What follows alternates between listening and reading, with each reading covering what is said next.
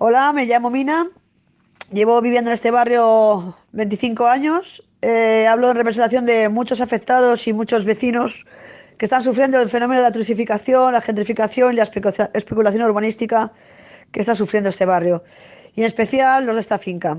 En esta finca se va a proceder al desalojo de cuatro vecinos, están advertidos de expulsión, estamos luchando para que no lo consigan porque la inmobiliaria a la que pertenecían sus pisos fueron vendidas a unos arquitectos que el único fin que quieren es hacer apartamentos turísticos.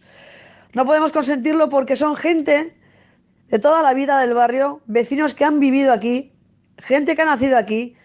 Hay dos personas mayores, 75 años, que quieren dejar en la calle, dos personas jóvenes, uno de ellos con hijos menores, de toda la vida del barrio. Han nacido en estas calles, se han criado aquí. No podemos consentir que los echen. No podemos consentir que siga ocurriendo esto. Queremos vecinos y queremos vecinos de toda la vida, porque realmente ellos son el tejido social de nuestros barrios.